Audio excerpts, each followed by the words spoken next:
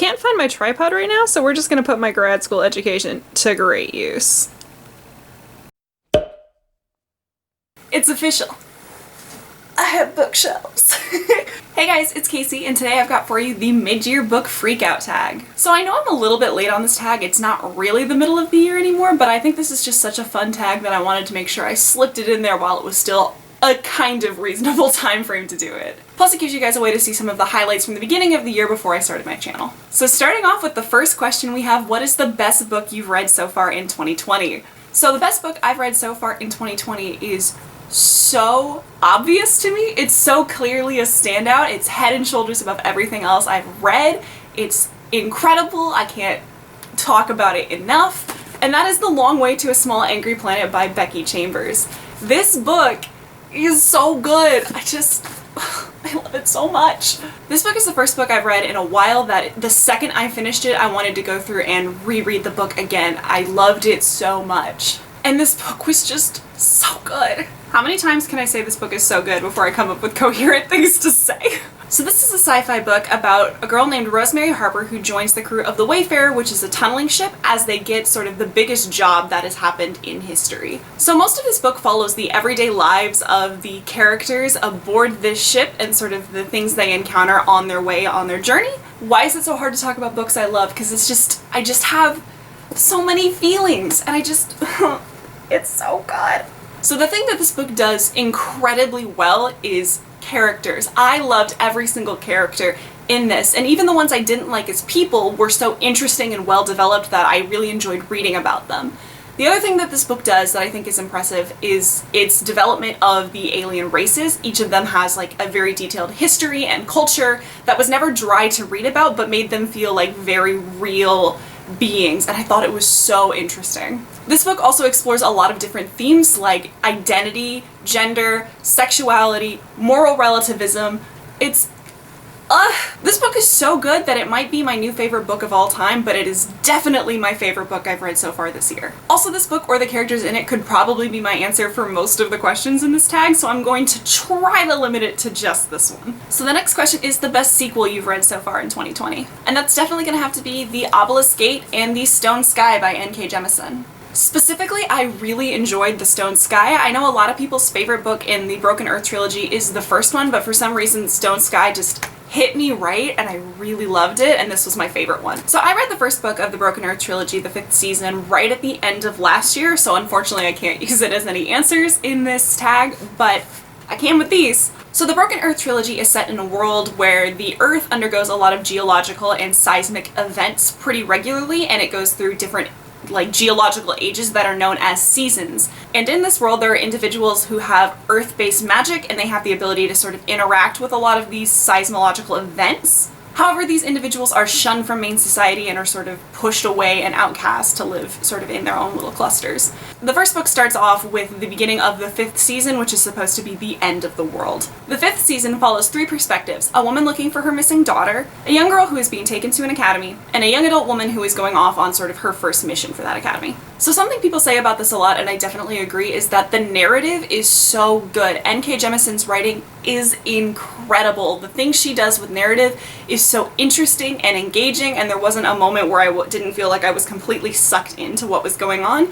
Even though it's not necessarily like a fast-paced, action-packed book a lot of the time, I definitely felt like I just was so engrossed in the story and the twists and turns that it took. It was so good, and I highly recommend it. So the next question is a new release you haven't read yet but want to. So sort of following the N.K. Jemisin hype train, my answer for that question is going to have to be The City We Became. So The City We Became came out earlier this year, and it's been getting a lot of buzz. So what I know about it is it's kind of a strange book. So it's about the idea that cities, once they reach sort of a certain population and like cultural density, they become alive, so they sort of manifest as people, and this book follows the birth of New York City. I also know that this book follows personifications of the different boroughs in New York as they're sort of working to help bring New York City into being, while there are other forces sort of trying to prevent it from being born. While this sounds like a really strange and interesting book, if there's any author I trust with this story, it's N.K. Jemisin. Again, the thing she does with narrative, so interesting. I finished off the Broken Earth trilogy by her this year, and I also read The Inheritance started in this trilogy, and I'm just really excited to see what she comes up with next, and I definitely want to pick this one up. The next question is your most anticipated release for the second half of the year. So my most anticipated release is probably The Burning God by R.F. Kuang. I just finished reading The Poppy War not too long ago, and it was incredible. I immediately purchased The Dragon Republic, and I can't wait to read it, and I cannot wait for the third book to come out in November. So The Poppy War is a grimdark fantasy series that follows Rin as she goes to a military training academy and then eventually off to war. And this book does not shy away from graphic, horrific details, and it's not an easy read, but it's so raw and so real and so interesting. But it definitely highlights sort of the graphic nature and the horrific nature of war, and I thought what R.F. Kuang did was incredible, and I loved that book so much. Some other releases that I'm anticipating are The Invisible Life of Addie LaRue by V.E. Schwab, as well as To Sleep in a Sea of Stars by Christopher Paolini.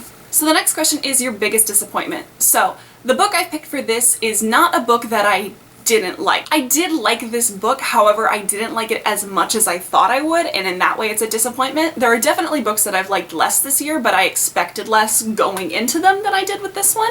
And that book is gonna have to be The Diviners by Liva Bray. So like I said, I enjoyed this series, but this is such a well-loved series on BookTube that I thought I was going to be giving this 4 and 5 stars like everyone else, when most of the books I ended up giving 3 stars, and I think I gave Layer of Dreams 4 stars. So this book is set in the 1920s and follows Evie O'Neill as she moves in with her uncle in New York City, who runs a museum of oddities and like magical artifacts. Now Evie is able to touch objects that individuals own and sort of read things about them and about the object of doing so. When she moves to New York City, there are a string of murders that are sort of tied to the supernatural, and she ends up investigating them. I found myself struggling to connect with the characters, and a lot of them I didn't really enjoy, or I didn't think they were well-rounded, and I don't know. I expected to love this one so much. I kind of fell victim to the hype, and it just didn't quite hit that level for me of loving it, but I did like it, but that's probably my biggest disappointment. The next question is biggest surprise. So my biggest surprise this year was probably Do You Dream of Terra 2 by Temi O. I expected to really enjoy this book, and I did, so it wasn't a surprise in that sense, but it was a surprise in that this book was not what I expected to be, and I loved it more because of it. So this is a young adult sci-fi about 6 teenagers who are on a mission to colonize this new planet known as Terra 2. While I knew that was the plot of this book, what I didn't expect is that this essentially read like a contemporary set on a spaceship. It mostly explores the relationships between the crew members as well as their own personal struggles being away from Earth and the decisions that they've made and their own personal growth. And that's just not something I was necessarily expecting out of this book. I was expecting a little bit more hard sci-fi, but I loved this book all the more for it. It was very good and I really enjoyed it. So the next question is favorite new author, debut, or new to you? So looking through my shelves and on Goodreads, I've realized that I haven't really read multiple series or books by the same author this year other than N.K. Jemisin, and I know the first book I read by her I read in December of last year, but it's the only real answer I have, so I'm just gonna go with that again. Who's your newest fictional crush? So I know that some people actually have been skipping this question, so I'm just gonna gloss over it real quick and just say it's Sissix from The Long Way to a Small Angry Planet. I love my lizard pilot girl, she's so good. Next question is your newest favorite character. So this might be a little bit of kind of a recency bias, but I am gonna go with Seren from Elantris. So this book is about a city called Elantris, which is inhabited by individuals who have been given these powers that make them essentially gods or demigods. These powers manifest randomly throughout the population, and when you exhibit them, they move into Elantris to live there. However, 10 years ago, a sort of magical plague struck, and everyone in Elantris essentially became walking dead.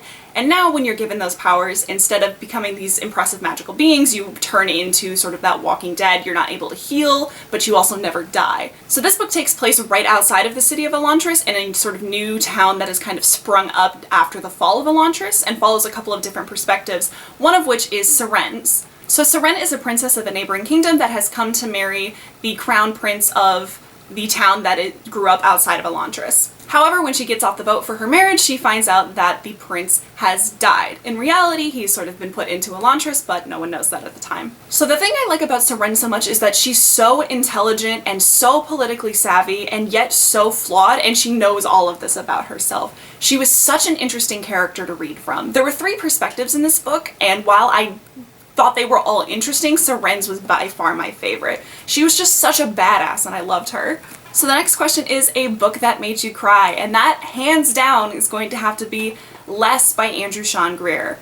So this is a book that a friend recommended to me and I borrowed from her, and I was not expecting this book to hit me the way that it did. This book is about a middle-aged gay man named Arthur Less as he gets an invitation from one of his ex-boyfriends to attend his wedding. Now, upon receiving the invitation, he gets into a very self-reflective state and starts looking back on his life and his past relationships and what he wants and where he's at. After doing so, he decides to travel the world and go and take every opportunity that's been given to him and sort of try to find himself in that way.